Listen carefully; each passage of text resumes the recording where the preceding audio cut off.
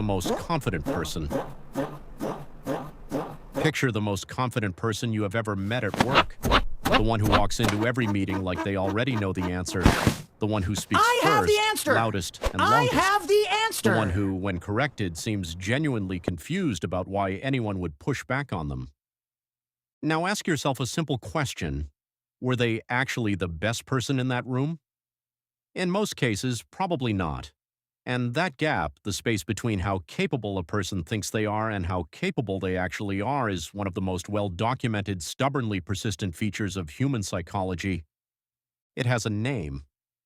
Researchers David Dunning and Justin Kruger gave it that name in 1999, and ever since, the Dunning Kruger effect has become one of the most referenced and most misunderstood findings in all of social psychology.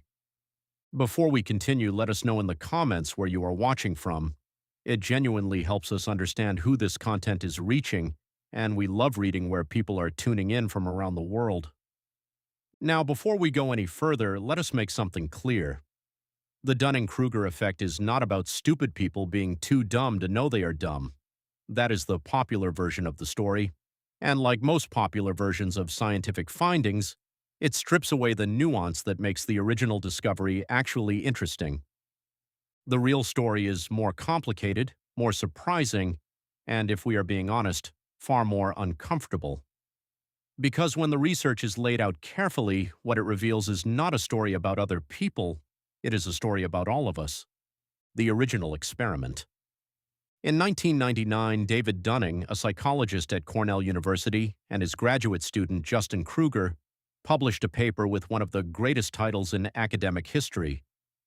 It was called Unskilled and Unaware of It: How Difficulties in Recognizing One's Own Incompetence Lead to Inflated Self-Assessments. The spark for the paper came from an unusual news story.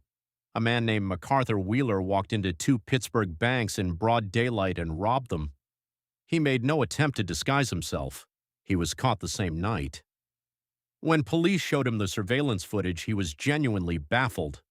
He told officers he had rubbed lemon juice on his face before the robbery because he believed it would make his face invisible to cameras the same way lemon juice can be used as invisible ink. Wheeler was not joking. He was not on drugs. He was simply profoundly wrong, and he had no idea how wrong he was. Dunning heard the story and could not shake a question. How does a person become so confidently mistaken? Not just wrong, but wrong in a way that prevents them from even recognizing the possibility of being wrong. He and Kruger designed a series of studies to find out. They tested college students on logical reasoning, grammar, and the ability to tell what was funny from what was not funny. After the tests, they asked participants two questions. First, how well do you think you performed?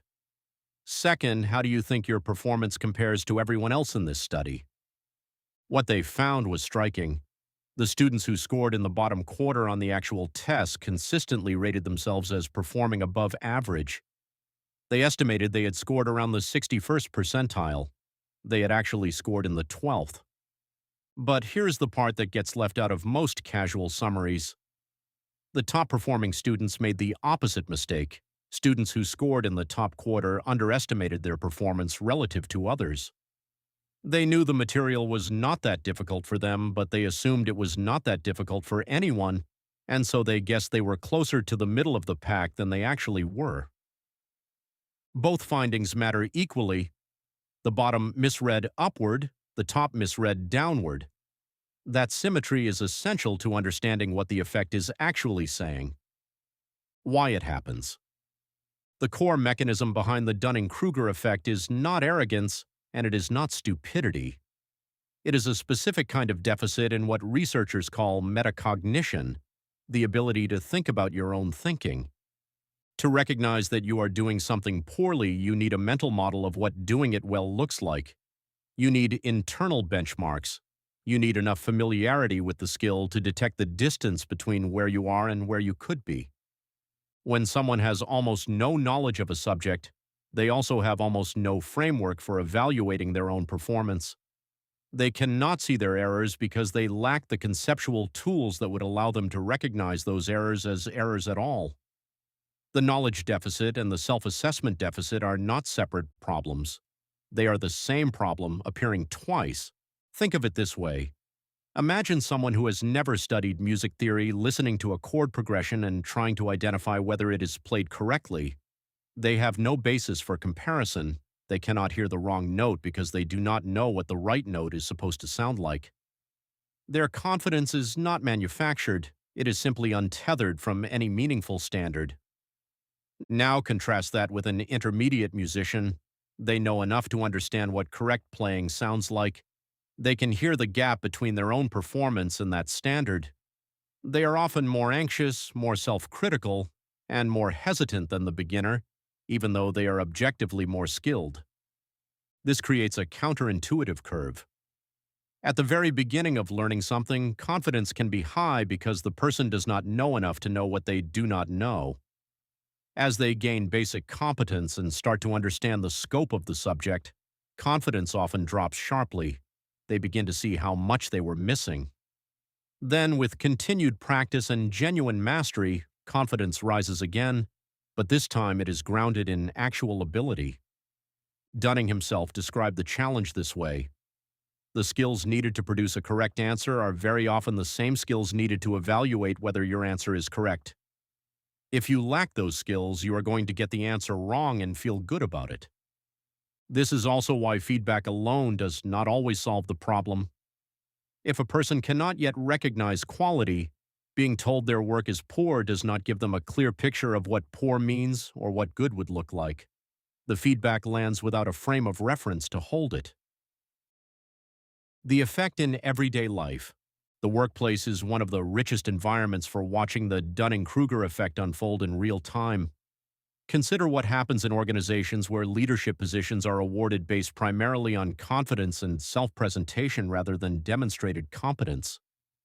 Research on leadership consistently shows that confidence and competence are only weakly correlated.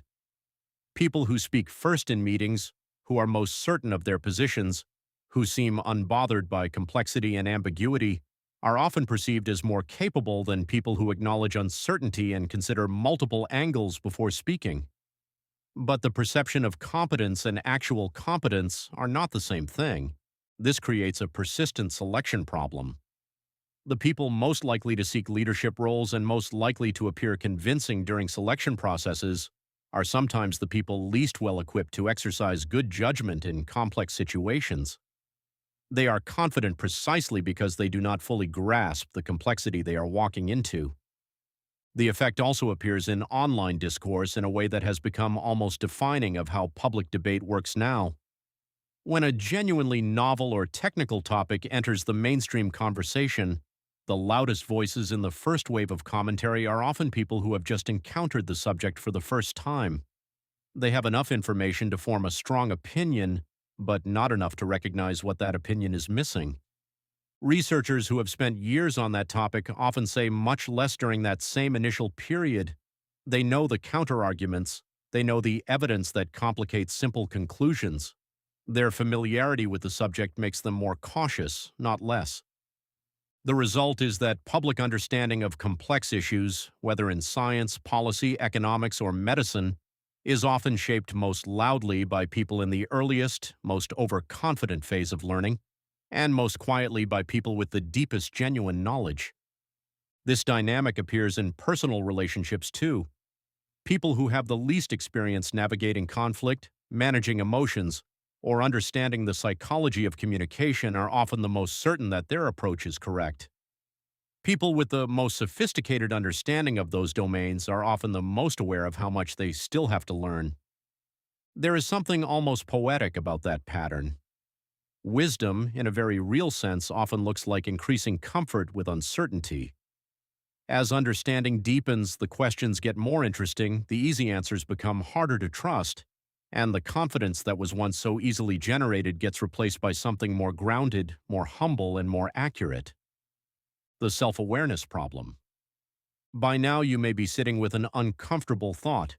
You are watching a video about overconfident people who cannot assess their own ability, and you are probably telling yourself that you are not one of those people. That response is worth examining carefully because it is itself a small demonstration of the very phenomenon being described. The research on bias awareness is sobering. Most people, when told about cognitive biases, acknowledge them readily in the abstract. Yes, people are susceptible to confirmation bias. Yes, the planning fallacy is real.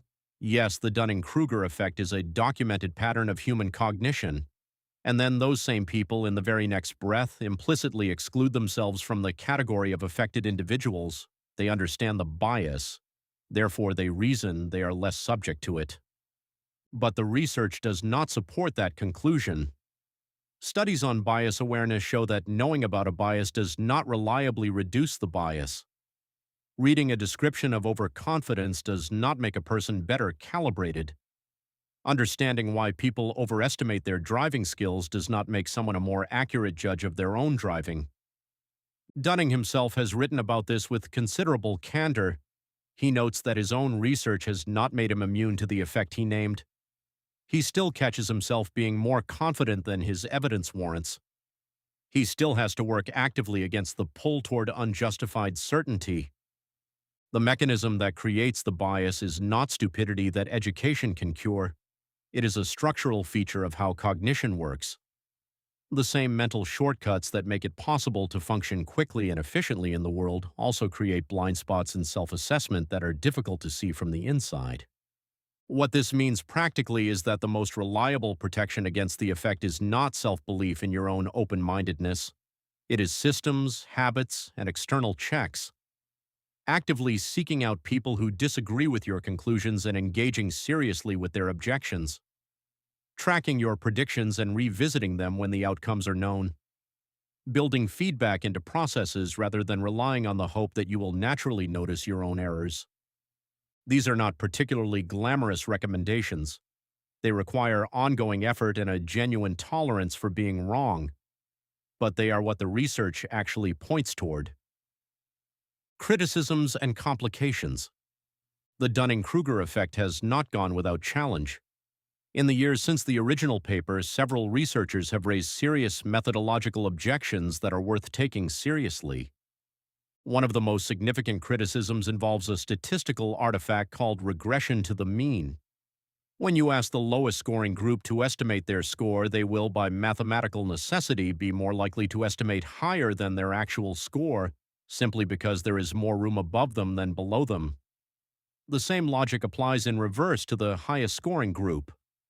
Some researchers argue that a significant portion of what looks like the Dunning-Kruger effect is just this statistical reality, not a meaningful psychological phenomenon at all. This is a genuine methodological debate, and the researchers raising it are serious scientists working in good faith. The question of how much the effect persists after controlling for regression to the mean has not been fully resolved. A second complication involves cultural variation. Research has found that the overconfidence pattern is substantially weaker in certain East Asian cultural contexts than in Western ones. In Japan and South Korea, for instance, studies have found that people tend to underestimate their performance rather than overestimate it, regardless of skill level. This suggests that whatever is happening in the Dunning-Kruger studies is not a universal feature of human cognition, but is shaped significantly by cultural norms around humility, face-saving, and the social meaning of expressing confidence. A third complication is domain specificity. The size of the effect varies dramatically depending on what skill is being measured. In domains with clear, unambiguous feedback, where it is obvious whether you succeeded or failed, overconfidence is much less pronounced. It is in ambiguous domains where quality is harder to measure and mistakes are harder to detect that the effect is largest. None of these complications eliminate the core insight, but they do suggest that the confident, universal, simple version of the story is itself a product of the same thing the story warns against. We heard a finding, it felt true, and we stopped examining it carefully. The Dunning-Kruger effect as a cultural meme may be its own best example. What to do with all of this? So where does this leave us? If the effect is real but overstated, if awareness does not automatically produce calibration, if cultural context shapes how strongly it appears, what is the practical takeaway? The most honest answer is that the value of the Dunning-Kruger research is not in identifying the overconfident people around you. It is in building a habit of asking with genuine seriousness whether you yourself might be in the early high confidence phase of something you have not yet learned well. That question is most useful in the domains where you feel most certain, not in the areas where you already know you are a beginner, but in the areas where your confidence feels entirely warranted. That feeling of certainty is worth interrogating, not because you are wrong, but because the feeling itself is not reliable evidence that you are right. It is also worth extending a particular kind of patience to people who are early in learning something you already understand well. The overconfidence of a beginner is not a character flaw. It is a predictable feature of the cognitive position they are in. The most useful response is usually not to embarrass them, but to give them experiences that expand their reference point, that show them what they have not yet seen.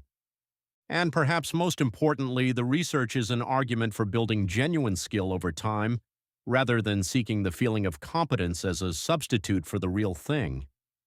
The people best protected from the worst consequences of the effect are not the ones who think they are immune.